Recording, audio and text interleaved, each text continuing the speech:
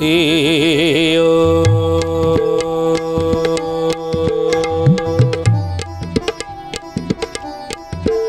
ओम भूर्भुवः स्वः तत्सवितुर्वरेण्यं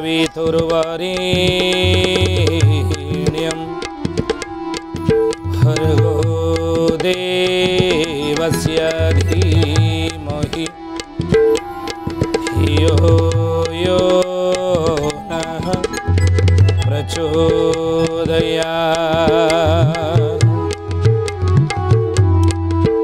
ध्यानमूलं गुरुर्मूर्ति पूजामूलं गुरुरुपदं मंत्रमूलं गुरुर्वाक्यं मोक्षमूलं गुरुर्कृपा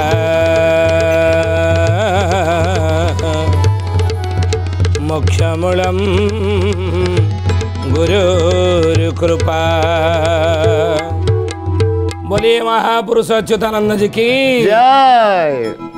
शुद्धि जानी ज्ञानी मणि मंडली आज मालिका वचन को आपण मानक स्वागत जनाऊँ।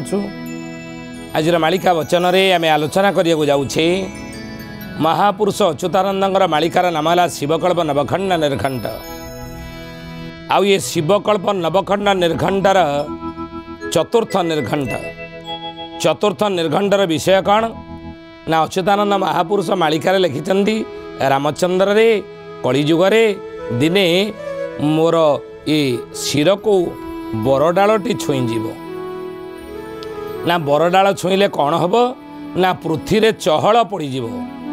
ज्ञानी गुणी मंडली आम से विषय आलोचना करते गोटे बट नु अनेक बटर महात्म्य कथा आलोचना कले बटवृक्षर महिमा कथा कहले स्थान स्थान भूमिकंप मान हम जो शिर को छुईबा आप आगू देखिए मालिकार लिखाई आम कहलु मालिका ना कहीचु बुझे आम कहूनु कथा पुनश्च महापुरुष कहले कहले बाबूरे से शिवकल्प चतुर्थ कौन कहले कहले रत्न तरे किणा दास पताका बांधी अवश्य पताका बांधिब अवश्य पताका बांधिब अवश्य। सुधीजने ज्ञानी गुणी मंडली ये रत्न बट्टर से समय जो शिर लगे बरडाल महापुरुषंर से ही समय मालिकार शिवकल्प चतुर्थ निर्घंटर अच्युतानंद कहते रामरे से रत्न बट्टरे किणा दास पताका बांधिब अवश्य रत्न बट्ट रही। सुधीजने ज्ञानी गुणी मंडली कपिल महामुनिंकर साधना पीठ से हूँ कपिल महामुनिंकर साधना पीठ कौटा रत्नबट्ट। आउ यही रत्नबट्ट विषय रे गरुड़ गीतार मध्य महापुरुष लिखिं कौन रत्नबट्ट मूल धारे कभिटिब रत्नावती नाम हेब छतिया बटरे उभय मिलिबे वचन अटई ध्रुव मो वचन अटे ध्रुव हे सुजने मो वचन अटे ध्रुव मो वचन अटे ध्रुव हे सुजने मो वचन अटे ध्रुव। महापुरुष कहले कहले बाबूरे रत्नबट्ट मूलू धारे कफिटिब जो रत्नबट्ट कथा कहले केतेबेले ना जेतेबेले बरडाल शिरे लागिब अच्युतंकर नेमाळ बट्टर बरगछ तार डाल सेतेबेले रत्नबट्टरे किणा दास से रत्नबट्टरे किणा दास पताका बांधिब अवश्य रत्नबट्टरे। आ से रत्नबट्ट विषय महापुरुष कहले जे रत्नबट्ट मूलू सेतेबेले धारे कफिटिब रत्नावती नाम हेब रत्नबट्टरू गोटे धार फिटिब जमी महानदीर शाखा नदी हूँ विरूपा विरूपा बोली स्वतंत्र नदी किसी ना गोटे धार फिटी नुहे शाखा नदी भाव में विरूपा महानदी तो से ही से रत्नबट्ट मूलू गोटे धार बाहर ଆଉ ଯେଉଁ ଧାରର ନାମ ହେବ କ'ଣ ରତ୍ନାବତୀ ନଦୀ। ରତ୍ନ ବଟ ମୂଳୁ ଧାରେ ଫିଟିବ ରତ୍ନାବତୀ ନାମ ହେବ। ଆଉ ସେହି ସମୟରେ ଛତିଆ ବଟରେ ଉଭୟ ମିଳିବେ ମୋ ବଚନ ଅଟେ ଧ୍ରୁବ। ଛତିଆ ବଟରେ ଉଭୟ ମିଳିବେ କିଏ ନା ପୂର୍ବ ଭାଗେ ମାଛ ଚିତଳ ରହିଛି ସେଦିନ ଦର୍ଶନ ଯୋଗ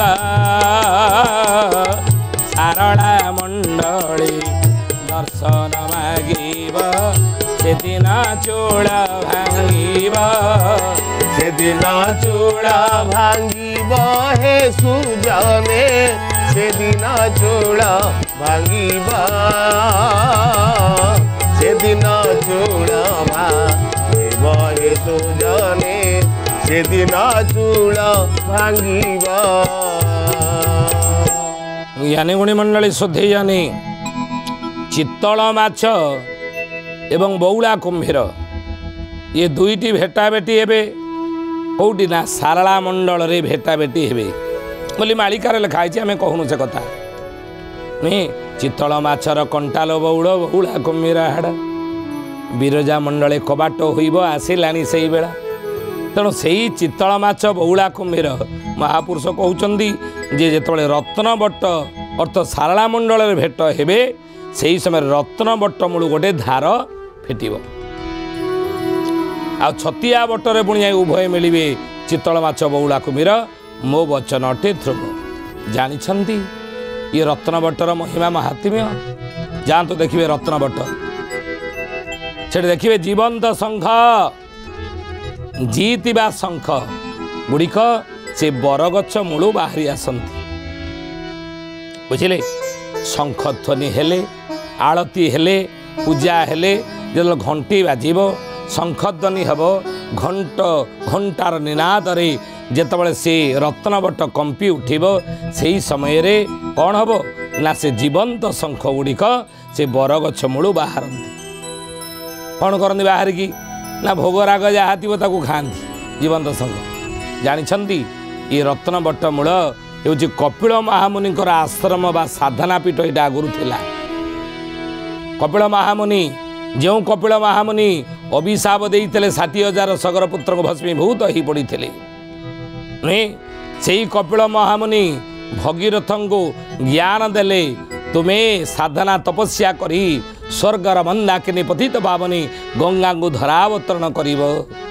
ଆଉ ସେଇ ଗଙ୍ଗା ଜଳର ସ୍ପର୍ଶ ଯେତେବେଳେ ପାଇଯିବେ ଇଏ 60,000 ସଗର ପୁତ୍ର ଉଦ୍ଧାର ପାଇଯିବେ ମୋ ଅଭିଶାପରୁ ନୁହେଁ। ଯାହାଙ୍କ ଯୋଗୁଁ ସ୍ୱର୍ଗର ମନ୍ଦାକିନୀ ଗଙ୍ଗା ଇଏ ଧରାଧାମକୁ ଆସିପାରିଥିଲେ ଯାହାର ଅଭିଶାପ କାରଣରୁ ନୁହେଁ। ସେ ହେଉଛନ୍ତି କପିଳ ମହାମୁନି। ବାପାଙ୍କ ନାମ ହେଲା ମକରନ୍ଦ ମାଙ୍କ ନାମ ହେଲା ଦେବମତୀ। ଇଏ ହେଲେ କିଏ ନା କପିଳ ମହାମୁନିଙ୍କର ପିତାମାତା। ବୋଲିଏ ମହାପୁରୁଷ ଅଚ୍ୟୁତାନନ୍ଦ ଜୀ କି ଜୟ। ଶୋଧେଇଯାନି ଜ୍ଞାନୀ ଗୁଣୀ ମଣ୍ଡଳୀ। ଆଉ ସେଇ କପିଳ ମହାମୁନି ଆମେ ଆଲୋଚନା କରୁଛେ ଏଇ ବିଷୟ ନା ଆଜିର ମାଳିକା ବଚନରେ ନୁହେଁ। ସେ ରତ୍ନବଟ ଯେଉଁଟା ରହିଛି ଜଗତସିଂହପୁର ଜିଲ୍ଲାରେ ଇଏ ରତ୍ନବଟ ମୂଳ ମହାପୁରୁଷ କହୁଛନ୍ତି କପିଳ ମହାମୁନିଙ୍କର ଯେଉଁଟା ସାଧନା ପୀଠ।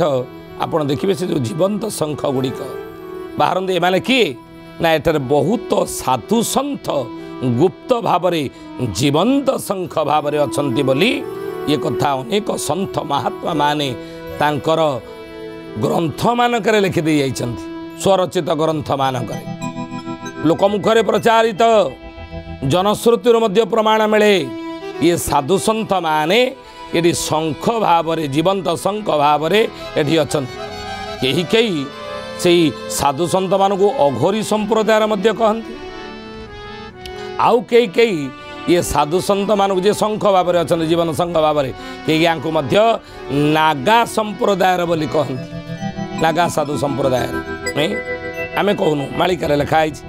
ଏ ଜ୍ଞାନୀ ଗୁଣୀ ମଣ୍ଡଳୀ ଆଉ କ'ଣ ମହିମା ମହାତ୍ମ୍ୟ ଏ ରତ୍ନବଟର ନା ଏଠି ଗୋଟେ ଯଜ୍ଞ କୁଣ୍ଡ ଅଛି। କପିଳ ମହାମୁନି ଯେଉଁ ଯଜ୍ଞ କରୁଥିଲେ ଏଠି ଗୋଟେ ଯଜ୍ଞ କୁଣ୍ଡ ରହିଛି।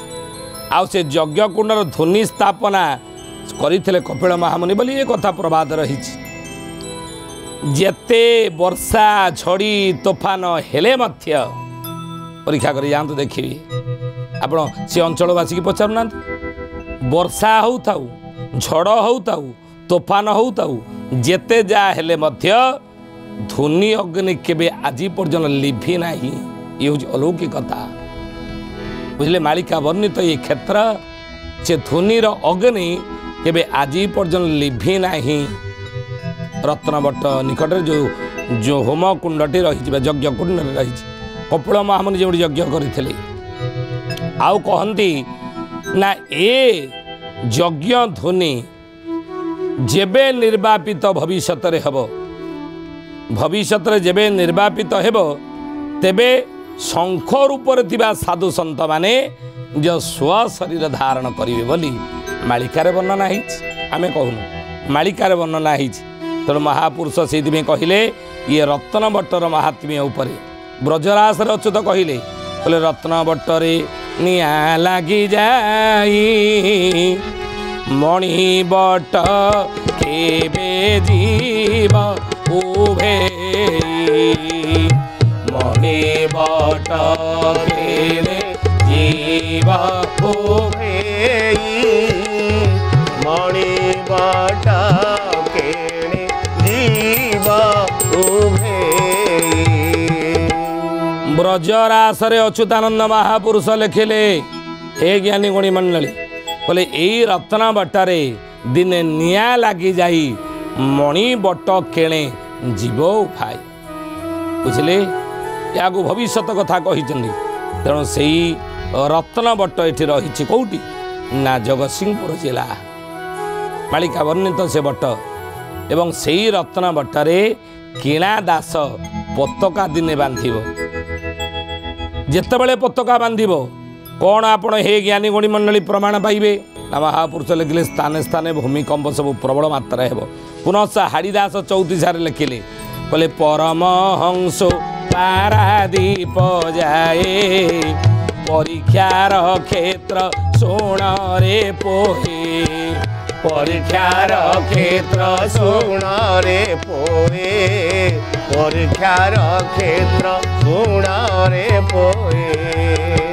ପରମହଂସ ପାରାଦୀପ ଯାଏ, ପରମହଂସ ଠାରୁ ପାରାଦୀପ ପର୍ଯ୍ୟନ୍ତ ମହାପୁରୁଷ କହିଲେ ହାଡ଼ିଦାସ ହେ ମୈତ୍ରୀ ନୀଳାନନ୍ଦ ଇଏ ହେଉଛି ପରୀକ୍ଷାର ସବୁ କ୍ଷେତ୍ର। ଭକ୍ତ ସବୁ ପରୀକ୍ଷା ଦେବେ ଆଉ ପରମହଂସ ଶୀତଳ ବାହାର ପାଟେଣୀ ଗ୍ରାମରେ ଅଚ୍ୟୁତ ଘର, ପାଟେଣୀ ଗ୍ରାମରେ ଅଚ୍ୟୁତ ଘର, ପାଟେଣୀ ଗ୍ରାମରେ ଅଚ୍ୟୁତ ଘର। ପରମହଂସ ପାରାଦୀପ, ପାରାଦୀପ ପରମହଂସରୁ ମହାପୁରୁଷ ଲେଖିଲେ ଯେ ପରମହଂସ ପାରାଦୀପ ଯାଏ ପରୀକ୍ଷାର କ୍ଷେତ୍ର ଶୁଣରେ ପୋହେ, ପରମହଂସ ଚିତ୍ତଳ ବାହାର ପାଟେଣୀ ଗ୍ରାମରେ ଅଚ୍ୟୁତ ଘର, ଆଉ ପରୀକ୍ଷା ରତ୍ନ ଯୋଡ଼ି କୋଳେ ହେବ ପ୍ରମାଣ କରି କହିଲି ଧ୍ରୁବ, ପ୍ରମାଣ କରି କହିଲି ଧ୍ରୁବ, ପ୍ରମାଣ କରି କହିଲି ଧ୍ରୁବ। ପରୀକ୍ଷା ରତ୍ନ ଯୋଡ଼ି କୂଳେ ହେବ ପ୍ରମାଣ କରି କହିଲି ଧ୍ରୁବ। ରତ୍ନବଟ ରତ୍ନ ଯୋଡ଼ି ଏ ଜଗତସିଂହପୁର ଜିଲ୍ଲାରେ ଏ ଦୁଇଟି ମାଳିକା ବର୍ଣ୍ଣିତ କ୍ଷେତ୍ର ରହିଛି। ବୁଝିଲେ ତେଣୁ ହେ ଜ୍ଞାନୀ ଗୁଣୀ ମଣ୍ଡଳୀ ସ୍ୱଥି ଜାନେ ଆମେ ଆଲୋଚନା ଯେଉଁ କରୁଥିଲେ ମାଳିକା ବଚନରେ ଯେ ସେଇ ରତ୍ନବଟରେ କିଣା ଦାସ ପତାକା ବାନ୍ଧିବ କେତେବେଳେ ନା ଯେତେବେଳେ ମୋ ଶିରରେ ବରଡାଳ ଲାଗିବ ବୋଲି ଅଚ୍ୟୁତାନନ୍ଦ ମହାପୁରୁଷ ଶିଷ୍ୟ ରାମଚନ୍ଦ୍ର କହିଛନ୍ତି। ବୋଲି ମହାପୁରୁଷ ଅଚ୍ୟୁତାନନ୍ଦ ଜି କି ସୁଧୀ ଜାନେ ଜ୍ଞାନୀ ଗୁଣୀ ମଣ୍ଡଳୀ ମହାପୁରୁଷ ଅଚ୍ୟୁତାନନ୍ଦଙ୍କର ଶିବକଳ୍ପ ନବଖଣ୍ଡ ନିର୍ଘଣ୍ଟର ଆମେ ଯେଉଁ ଇ ବିଷୟଟି ଆଲୋଚନା କରୁଛେ ଚତୁର୍ଥ ନିର୍ଘଣ୍ଟର କ'ଣ ନା ହି ଜ୍ଞାନୀ ଗୁଣୀ ମଣ୍ଡଳୀ ପତାକା ଯେତେବେଳେ କିଣା ଦାସ ବାନ୍ଧିବ କେଉଁଠି ରତ୍ନବଟରେ ଯାଆନ୍ତୁ ଆପଣ ଦେଖିବେ ଏପର୍ଯ୍ୟନ୍ତ ବନ୍ଧା ହେଇନାହିଁ, ଆଗକୁ ବନ୍ଧା ହେବ। ଯେତେବେଳେ ବନ୍ଧା ହେବ ଆଉ କ'ଣ ଘଟଣା ଗୁଡ଼ିକ ଘଟିବ ମହାପୁରୁଷ ଲେଖିଲେ କହିଲେ ବାବୁରେ ଆମ୍ଭେ କାଶୀ ଠାରୁ ବାହାର ହୋଇବ ସଙ୍ଗରେ ସନ୍ଥ ନଥିବେ ସିଂହ ସାରଳା ଯେ जेते बेले आसी रत्न बटे पूरी थीबे रत्न बटे पूरी ଥିବେ ସୁଜନେ ରତ୍ନ ବଟେ ପୁରୀ ଥିବେ ରତ୍ନ ବଟେ ପୁରୀ ଥିବେ ସୁଜନେ ରତ୍ନ ବଟେ ପୁରୀ ଥିବେ। प्रभु कहउचंदी आम्भे काशी ठारू बाहर होइबु संगरे संतान थिबे। अच्युत महापुरुष मध्य कहउचन ए कथा। अच्युत गोलकनाथ साक्षात विष्णु स्वरूपकं कड़ी जुगे विहरंच अष्टकुजरी प्रकाशित बा पद्म बने कौन प्रकाशित।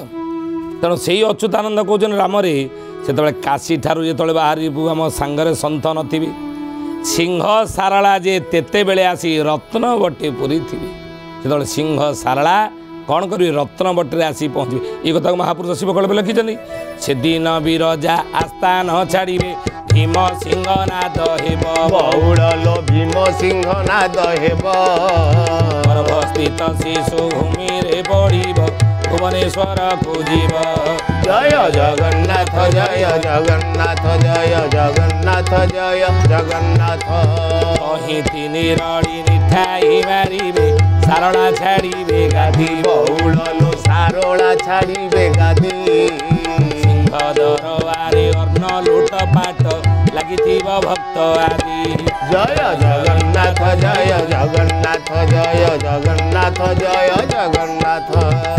कहले बाबू रे सेतबेले कौन करिवे ना तही तीन रड़ी निठाई मारिबे सारला छाड़िबे गादी।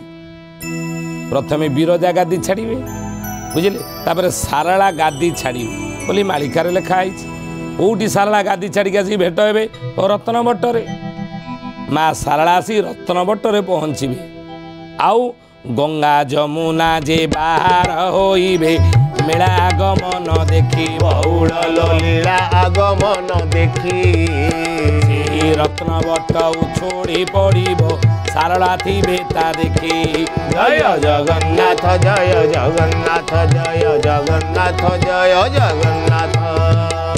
बोले गंगा जमुना जे बाहर होइबे मेला आगमन देखी चितल माछ बौला कुमरा बाहर थे किमी उत्तर गंगा उछोड़ी पड़ब तही संगे देव धाड़ी पूर्वर ऋणा आसब उत्तर गंगा आसब गंगा जमुना जमुना नदी उछोड़ब गंगा नदी उछोड़ब मालिकार लेखा अच्छे आम कहूनु वैज्ञानिक माने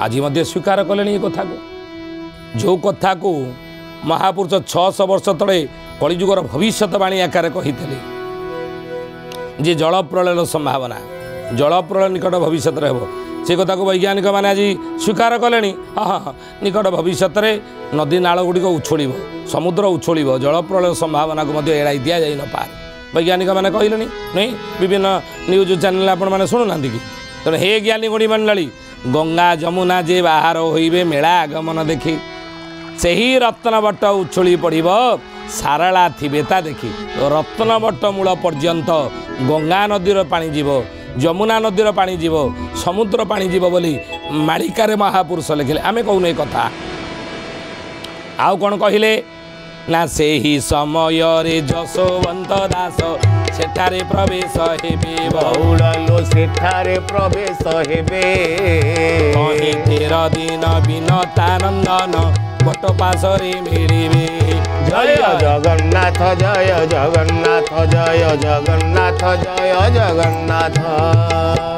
जशोवंत दासंगर गादी रही जगतसिंहपुर नाइलो नंदीग्राम अढ़ंगगढ़ हे ज्ञानी गणी मंडली जशोवंत दास आसिकी पहुँचे 13 दिन सेठारे महोत्सव हेब बोली मालिकार लिखाई आगु को हम 13 दिन महोत्सव रत्न बट्ट मूले हेब मन रखु तार महिमा महात्म्य आते बेले से रत्न बट्टर धुनी यज्ञ कुंडर जदि लिभिज से समय साधु सन्त माने जो शंख जीवंत शंख भाव गुप्तरे निजर शरीर को लुचेक अच्छा से माने शरीर पर प्राकट्य हे माने कहले कुआड़ू साधु सन्त मैंने आसबे ये शंख आउ जीवंत बाहर आईटा बुझंतु आ नहीं खाली से नुहे आउरी महापुरुष लिखिं काकर ठाबरे ब्रह्म गादी थीब निशा पुहाई संथन बहुल निशा पुहाई संथन समणी तांको आज्ञा जे कहिब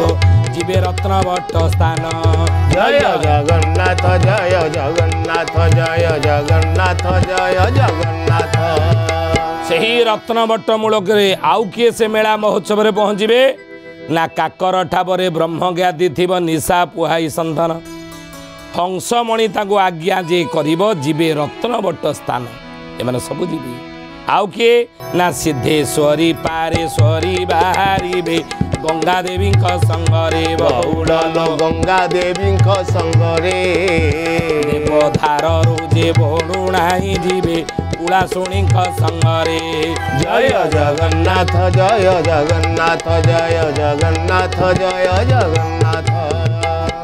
बोले बाबूरे सिद्धेश्वरी पारेश्वरी कुलाशुणी बरुणई ये समस्त जाइए रत्न भट्ट मूले पहुँचे मालिकार लिखाई आम कहूँ खाली से नुहे बीड़ा नासी ठारो हुआ शुणी दे बेगे बाहर होइबे बहुल बेगे बाहर होइबे अनंत कुदरु जगन्नाथ दास संगे संगे बाहरिबे जय जगन्नाथ जय जगन्नाथ जय जगन्नाथ जय जगन्नाथ। तेणु एमाने समस्ते जाइए सेठी पहुँचे आउ सही समय रे रत्न कबाट चौपास रत्नपुर रे किणु दास शंखोली करुथिबे सेही केउं ठाबु के आसे नहीं बुझिले ये जो शंखाली करुथे किणु दास पताका बांधी थिबो एई कथा तो आलोचना करुछला अलौकिकता ये मालिका वर्णित से क्षेत्र चारिआडु आसीबे किणा दास कौन करिवो समस्त को शंखोली करुथिबो बुझिले तेणु हे ज्ञानी गुणी मंडली शुद्धि जानी जी बटर महात्म्य अच्युतानंद महापुरुष मैंने केतबले ये हम ना जिते मो शिरे बर डालटी लगिज से रत्न बटरे किणा दास पताका बांधिब अवश्य पताका बांधिब से समय यही लीला गुड़िक हम ज्ञानी गुणी मंडली आज तो समय होती आसतु बाणी की विराम देवा प्रभुंर नाम टिके नहीं श्रीकृष्ण गोविंद हरे मुरारे हे नाथ नारायण वासुदेव श्रीकृष्ण गोविंद हरे मुरारे हे नाथ नारायण वासुदेव हे नाथ नारायण वासुदेव हे नाथ नारायण वासुदेव हे नाथ नारायण वासुदेव श्री कृष्ण गोविंद हरे मुरारे हे नाथ नारायण वासुदेव। सुधे जाने ज्ञानी गुणी मंडली आज पे आसंतो बाणिज्य ठारे विराम देवा पुणी आसंता अध्याय भेट हेबा रहुचु हरिओम शांति शांति शांति सर्वारिष्ट सुशांति भवतु।